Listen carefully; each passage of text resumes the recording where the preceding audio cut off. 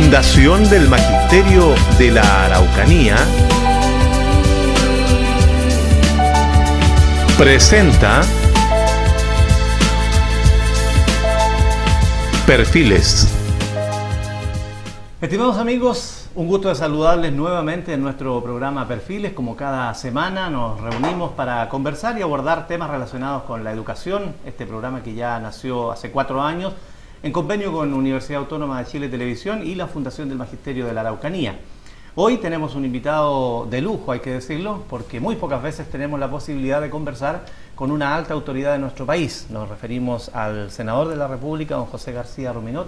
Bienvenido a nuestro programa Perfiles, gracias por aceptar la invitación y por supuesto, junto con la bienvenida, que nos cuente también inmediatamente el hecho de estar en la Fundación del Magisterio de la Araucanía en una visita con las autoridades de esta institución. Muchas gracias, Otto, gracias por la invitación a participar de este programa Perfiles, que se transmite a través de Canal 2 de Universidad Autónoma de Chile. Efectivamente hemos tenido una reunión de trabajo con el directorio de la Fundación del Magisterio de la Araucanía, presidido por la señora Guillermina Torres. Hemos analizado pormenorizadamente la reforma educacional.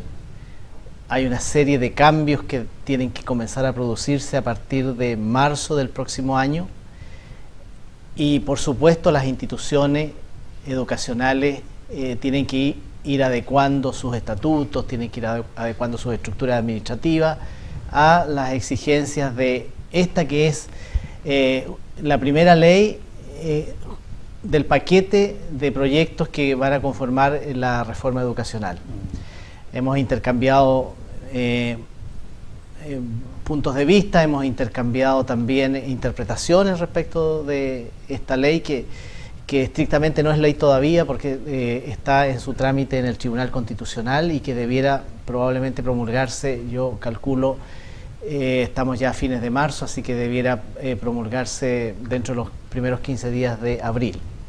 Con respecto a esta larga jornada de trabajo, senador, ¿solo la reforma educacional se trató o hubo también otros puntos que se pudieran destacar y dar a conocer? Básicamente la reforma educacional. Ahora, obviamente, eso abre un abanico amplio de temas, pero básicamente eso. También hablamos de la situación no solo de financiamiento de la educación, sino que también, por ejemplo, el tema de la previsión de los profesores y, muy importante, la jubilación de los profesores y en general las jubilaciones en Chile. Ahí claramente tenemos un problema grave en el sentido de que las jubilaciones son muy pequeñas, no alcanzan a cubrir muchas veces necesidades básicas. Hablamos también del incentivo al retiro que acaba de ser aprobado por el Congreso Nacional y que por primera vez incluye a los colegios del decreto 3166, es decir, aquellos colegios que están bajo administración delegada, pero que excluye una vez más a los colegios particulares subvencionados, en una discriminación que obviamente es bastante arbitraria, porque se trata de dar un estímulo, un incentivo al retiro, como es el nombre del bono, a todos los profesores que estén en la misma condición, pero finalmente se legisla para el sector municipal, para los que están bajo administración delegada y se excluye a los profesores de los colegios particulares subvencionados. En este punto, senador, ¿por qué se hace diferencia entre la educación municipal, la educación particular, la subvencionada, si toda es educación del Estado y con financiamiento del Estado, excepto la particular? Yo tiendo a creer que finalmente es por razones de costo, en el sentido de que estos bonos de incentivo al retiro, particularmente este, va a ser financiado mayoritariamente con recursos fiscales. Los otros incentivos al retiro que se habían dictado en años anteriores normalmente se financiaban con anticipo de la subvención. Y por lo tanto al final era plata del mismo sostenedor, en este caso de las municipalidades. Eso cambia también con este proyecto. El 65% del financiamiento ahora va a ser de cargo directo del Tesoro Público, es decir, recursos fiscales frescos, nuevos. Entonces, por lo tanto, la discriminación ahora pasa a ser verdadera, porque antes, de alguna manera, era con plata de los propios municipios. vía anticipo de subvención. Ahora es con cargo a recursos fiscales, nuevo, fresco, y y el proyecto de ley debió haber contemplado y considerado también a los profesores de los particulares subvencionados. Pero con esto no digamos, no ocurriría de que los profesores de las escuelas particulares y subvencionadas quisieran ahora estar en la municipal para poder tener esto, o no es posible un cambio de patrón, digamos. Yo creo que lo que tienen que hacer los profesores de los colegios particulares subvencionados es organizarse. Yo no sé si ellos tienen una organización distinta al colegio de profesores, porque esto finalmente fue un acuerdo entre el colegio de profesores y el Ministerio de Educación. Así es como surge esto. Yo tengo la impresión que el colegio de profesores cada día representa a una cantidad muy inferior de profesores. La inmensa mayoría hoy día no está colegiado. Y yo creo que entonces que los profesores de los colegios particulares subvencionados debieran tener una organización que también haga llegar sus inquietudes y que finalmente también termine negociando con el Ministerio de Educación. ¿Y usted podría propiciar, por ejemplo, una idea de estas características para igualar a los profesores municipales? Bueno, lo hicimos. Nosotros tuvimos en la Comisión de Hacienda, de la que yo formo parte, un directivo de FIDE, ¿sí? Que es la organización que agrupa a los colegios particulares subvencionados, o por lo menos a gran parte de los colegios particulares país, subvencionados de todo el país. Él lo pidió expresamente, lo apoyamos, pero había un apuro enorme en legislar, un apuro desde mi punto de vista bastante poco entendible.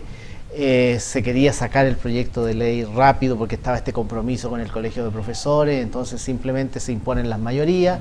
La mayoría que está en el Senado permite que se aprueben todos estos proyectos, muchas veces incluso sin mayor análisis, sin poder ponderar todos los aspectos, porque por ejemplo tampoco hubo ningún reconocimiento a profesores que se retiraron el año pasado o el año antepasado y que lo hicieron sin ley, en circunstancias que otros proyectos de incentivo al retiro sí consideraban cupos para profesores que habiendo ya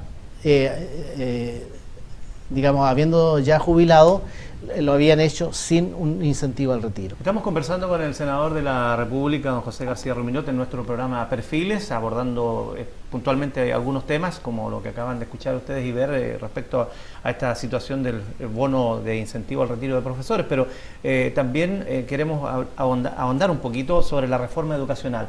El impacto que causó en un principio y el rechazo hoy día ha disminuido, ya hay más aceptación por parte de los sostenedores, de los profesores, esta reforma. ¿Cuál es la opinión que tiene usted frente a esto? ¿Se van a ver perjudicados más personas, más instituciones o menos una vez que ya esté la reforma funcionando a partir de marzo del próximo año? A ver, instituciones como el Magisterio de la Araucanía no debiera verse mayormente afectado porque ustedes son y seguirán siendo una entidad sin fines de lucro.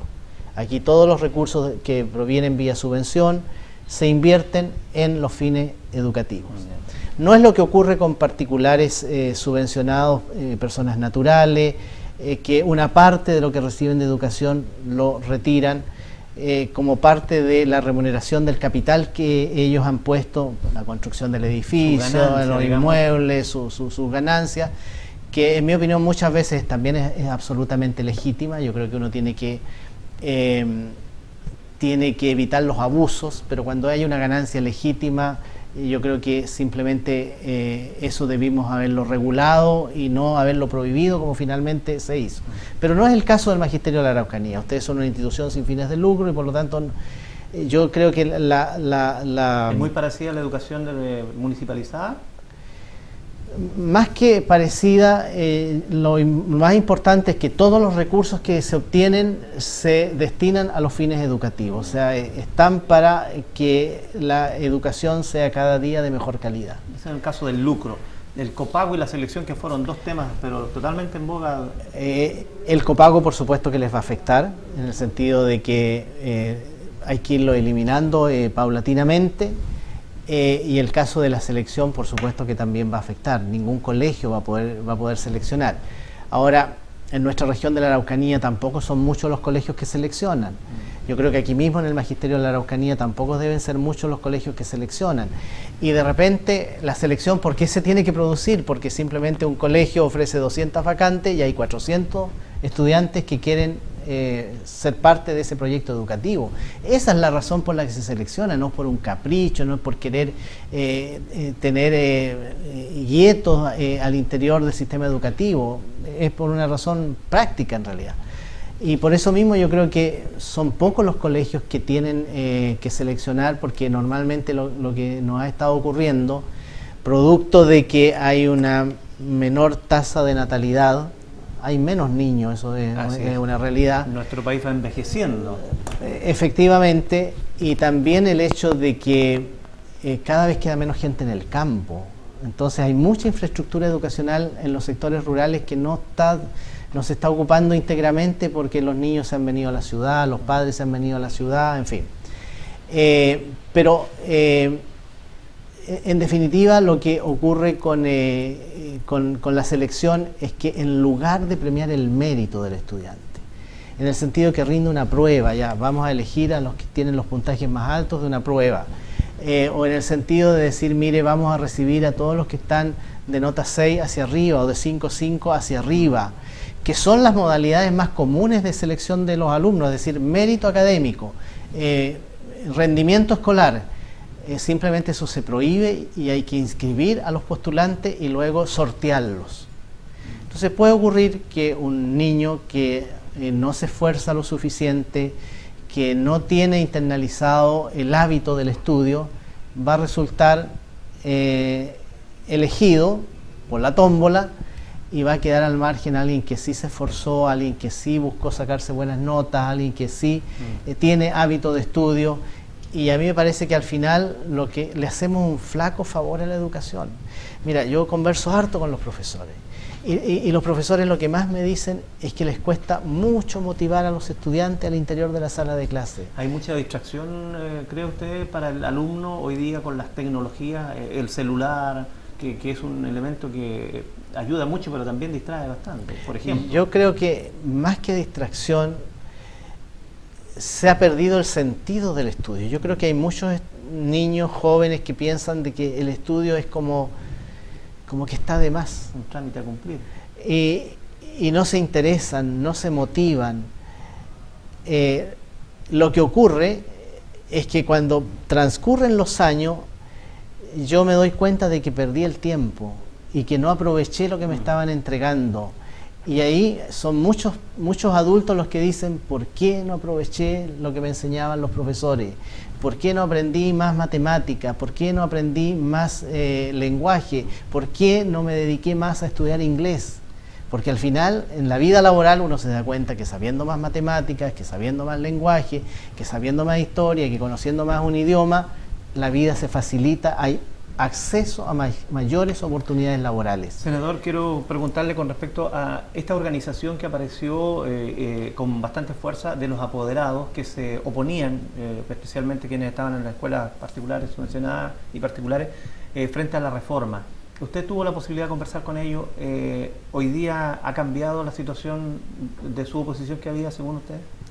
Sí, yo conversé mucho, particularmente con las dirigentes de esta agrupación de padres y apoderados de colegios particulares subvencionados. Ellas, y digo ellas porque de las que yo recuerdo eran mayoritariamente mujeres.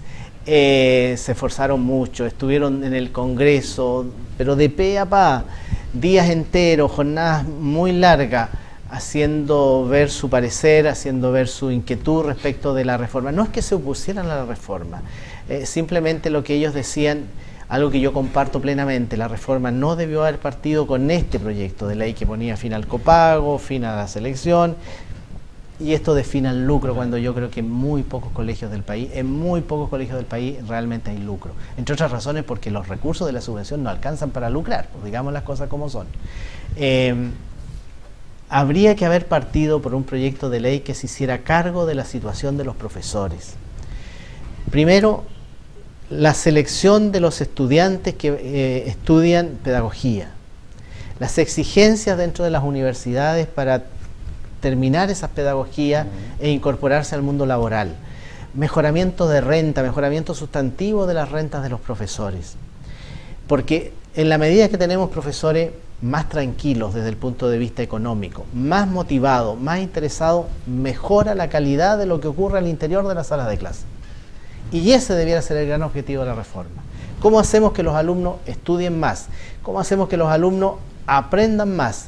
¿Cómo hacemos que los alumnos se interesen más, aprendan habilidades, aprendan a desempeñarse en este mundo que es tremendamente competitivo? ¿Cursos más chicos para el docente, por ejemplo? 45 por supuesto, alumnos por en una supuesto. sala. Yo considero que cursos de 45 alumnos, particularmente cuando son pequeños, puede que en algún minuto la sala de clases se transforme en incontrolable, pues. Si uno en la casa con 2 o 3 niños se desespera a veces un poquito, imaginémonos una profesora, un profesor con 45. Yo creo que los cursos no debieran ser más allá de 30. O idealmente 25, eso es lo que muestra la experiencia internacional. ¿Y eso se puede modificar, se puede arreglar? ¿Hay alguna cosa en algún momento desde el punto de vista de la legislación que hagan en el Parlamento se pueda llegar a eso?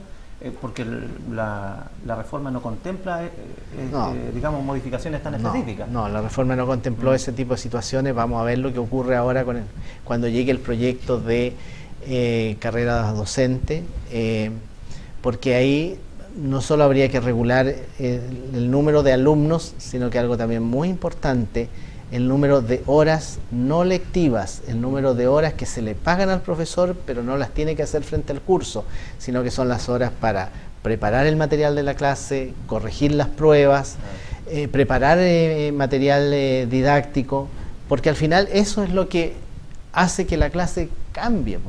En lugar de que la clase sea aburrida, la clase tiene que ser entretenida. En lugar de que el niño se desespere en su pupitre, es tener al niño metido en lo que se está entregando. Y eso, como digo, tiene mucho que ver con el tiempo que un profesora le pueda dedicar a la preparación de sus propias clases. Desde el Senado, ¿hay alguna buena noticia para los sostenedores con respecto al aumento de la subvención? Bueno, este proyecto de ley que aprobamos contempla una subvención por gratuidad que cuando esté en pleno régimen va a ser de 9.000 pesos. ¿Estamos hablando de marzo 2016? De marzo 2016 va a ser de 5.000 pesos. Yeah. Ese es el aumento de la subvención. Y de ahí para adelante, cada año va aumentando un poquito hasta llegar a 9.000 pesos. ¿En cuántos años va a ser ese lapso? 0,1 de UCE hasta completar el 0,45 de UCE, perdonen que use estos términos tan técnicos, pero son los términos que están en la ley, hasta completar los 0,45 de unidad de subvención escolar.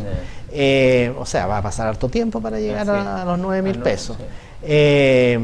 Pero a partir de marzo del 2016 debiéramos tener este incremento de aproximadamente 5.000 pesos, porque está expresado en unidad de subvención escolar, debiéramos tener este incremento. Y yo creo que en materia de mayores ingresos, bueno, también se estipulan un aumento de la subvención escolar preferencial, esto que está dirigida a los alumnos más vulnerables. Se extiende también la ley SEP a los cursos que hoy día no la estaban teniendo. Va en aumento hacia la enseñanza media. Sí, va en aumento a la enseñanza media. Ahora, yo quiero decir que eso se intentó hacer en la administración pasada y no tuvimos los votos para aprobarla. O sea, eso es algo que podríamos ya nosotros haberlo tenido en funcionamiento, porque al final son recursos que están para los niños, para la educación de los niños, pero no logramos los votos, no teníamos los votos suficientes en el Congreso, pero el presidente Piñera envió el proyecto y finalmente no fue despachado. Pero debiera haber un aumento de los recursos, eso paulatinamente debiera notarse. Ahora, junto con el aumento de los recursos viene una serie de restricciones, una serie de normas que señalan en qué se puede gastar y en qué no se puede gastar los recursos. O sea, en ese sentido también los sostenedores van a tener un poco no quiero decir que las manos atadas, pero sí van a tener que estar preguntando mucho a la superintendencia si tal gasto, este otro gasto, cumple el objetivo pedagógico, el objetivo educativo, y eso puede al final también transformarse en una burocracia bastante bastante lenta. Habrá que leer bien entonces toda la letra para poder estar al tanto. Quiero llevarlo a otro tema que es directamente relacionado con la región de la Araucanía. Lo que está viviendo hoy día el sector Pucón, Villarrica, Curarrehue, también Coñaripe por la región de Los Ríos, la situación del volcán Villarrica, donde se ha visto afectado, se suspenden las clases, se continúan las clases, críticas para quienes suspenden, quienes no suspenden. ¿Qué opina usted de lo que está ocurriendo? ¿Se ha manejado bien esta situación? A ver, el volcán Villarrica nos tiene acostumbrados a este tipo de situaciones. Para la gente de Villarrica, de Pucón, de Curarrehue, de Coñaripe, de Licanray también, esto no constituye una gran novedad ni tampoco una gran preocupación. La gente está bastante acostumbrada a convivir con los diferentes estados de ánimo que presenta el volcán. Ahora, yo entiendo que resulta molesto esto de suspender clases y de anunciar que las clases se reanudan, después no se reanudan, pero pensemos que todo se hace por la seguridad de la población y particularmente por la seguridad de los niños y de los estudiantes. Entonces, yo en ese caso prefiero prevenir y no tener que lamentar. A pesar de que tanto Senageomín como la ONEMI han dicho que hay alerta naranja y alerta amarilla y que no es digamos, de motivo para suspender las clases en algún momento. Yo creo que a veces los informes son un poquito contradictorios, pero yo creo que en estos días hay una amenaza concreta, lo que me dicen que la laguna de lava está prácticamente en el cráter, está topando con la boca del cráter y existe el riesgo. ¿Cuántos días va a estar así el volcán? ¿Va a hacer erupción nuevamente el volcán como lo hizo? ¿Va a botar nuevamente lava? ¿Por dónde va a escurrir? Son todos elementos que solo la naturaleza conoce y solo es bastante difícil de predecir, y en ese sentido yo prefiero de que tengamos estas normas o estas medidas de precaución, porque si no también llegará a ocurrir una cosa grave. La crítica a las autoridades sería por no haber tomado las medidas oportunamente. O sea, esto es un poco... Yo creo que cuando las medidas técnicamente se justifican, y si Senageomín lo está recomendando, si la ONEMI lo está recomendando, es bueno que el Ministerio de Educación tome en consideración esas recomendaciones y actúe en conformidad. Finalmente ya nos quedan solamente un par de minutos del programa, justo con agradecerle una vez más por haber aceptado esta invitación, senador.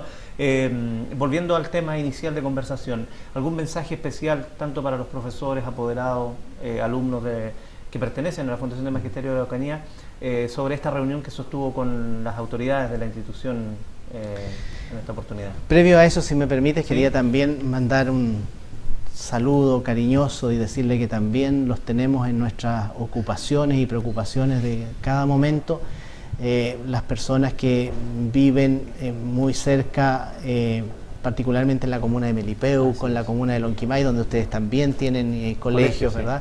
Porque allí también se está viviendo una situación de emergencia. El incendio es muy, muy grande, más grande de lo que uno se pudiera imaginar. O sea, cuando nos dicen que son casi ya 7.000 hectáreas las quemadas, es algo... Y de bosque nativo. Y de bosque nativo, con una destrucción de nuestra belleza escénica, por un lado, pérdida de patrimonio forestal. Para que tengamos nuevamente esas araucarias tendrán que pasar 500 años probablemente, si es que sabemos replantar prontamente. ¿Cómo van a quedar esos suelos? O sea, tenemos ahí un desastre ambiental muy, muy grande. Y yo sé de muchas familias que también lo están pasando mal, porque sus animales corren riesgo, porque ese patrimonio maravilloso que además permitía y permite hacer tanto turismo, se está perdiendo. El fuego a rato se hace incontrolable. Entonces también decir de que estamos con emergencia en Villarrica, con el volcán Villarrica, pero también tenemos una emergencia grande en Melipeuco, Lonquimay, incluso y Calma, en fin. Respecto de la reunión, decir que yo veo muy motivado a la Fundación del Magisterio de la Araucanía, a su directorio, a todos esos profesores. Yo conozco bastante del trabajo que se hace en los distintos colegios de la Fundación del Magisterio de la Araucanía. y solamente hacerles un tremendo reconocimiento por la labor que hacen, muchas veces con recursos bastante escasos, e invitarlos a seguir perseverando, a seguir actuando con la misma delicadeza, con el mismo entusiasmo con que lo hacen todos los días, porque si hay algo maravilloso en la vida es ser educador, es trabajar en la educación y es ver cómo un pequeñito que llega sin saber leer ni escribir termina finalmente con su cuarto medio, piensa en la universidad o piensa en un centro de formación técnica o se incorpora al campo del trabajo, es decir, de recibirlo pequeñito hasta entregarlo en un ciudadano que cumple con todos los deberes, con todas las obligaciones y que hace también valer sus derechos. Quiero agradecerle, senador, por esta visita a nuestro programa. Muchas gracias. Gracias, Otto, muy amable. El senador de la República, don José García Ruminot, nos ha acompañado en esta oportunidad en nuestro programa Perfiles. Muchas gracias, amigo, por acompañarnos. Le invitamos cordialmente para que visite nuestra página www.fmda.cl y también invitados para que nos volvamos a reunir la próxima semana en este mismo horario. Muchas gracias y hasta pronto. Fundación del Magisterio de la Araucanía presentó